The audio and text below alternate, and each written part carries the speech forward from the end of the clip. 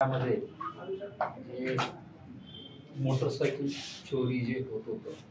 त्याबद्दल हॉटस्पॉट्स काढून आणि ते मोडस ऑपरंडी त्यावेळी त्या ज्या ठिकाणीतून मोटरसायकल चोरी होत आहे त्याबद्दल अनालाइज करून ते गुन्हे प्रतिबंध करणे आणि जे चोरी झालेले आहे ते डिटेक्ट करून गेलेले माल परत घेण्याबद्दल मोहीम चालू होतं. त्यात जेल रोडच्या टीमनी अतिशय चांगला काम केलेलं आहे. दिनांक 31/10/2025 रोजी जेल रोडच्या कॉन्स्टेबल्स श्री युवराज गायकवाड, श्री उमेश सावंत यांना टेक्निकल इंटेलिजन्स आणि गुप्त माहितीनुसार मिळाला माहितीवरून चोरीच्या मोटरसायकली विक्री करण्याच्या बद्दल त्यांना गोपनीय माहिती मिळाला आणि त्यावरून त्यांनी कारवाई सुरू करून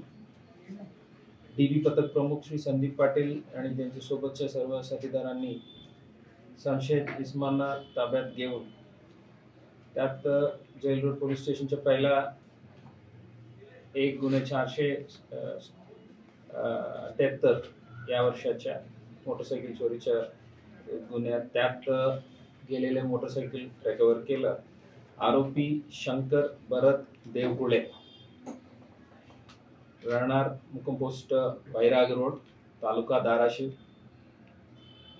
त्यांना ताब्यात घेऊन चौकशी करून त्यांच्याकडून आणखी अशा गुन्हा त्यांच्या हातातून घडलेले आहेत त्यांनी केले त्याबद्दल माहिती काढून सोलापूर शहराच्या जेल रोड पोलीस ठाण्याच्या 2, सदर बाजार पोलीस ठाण्याचे 7, फौजदार सावडी पोलीस ठाण्याच्या 3 अशा सोलापूर शहराच्या एकूण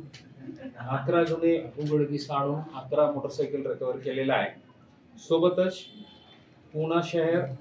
पिंपरी चिंचवड शहर, ठाणे शहर, मुंबई शहर, सांगली या ठिकाणीतून चोरी गेलेल्या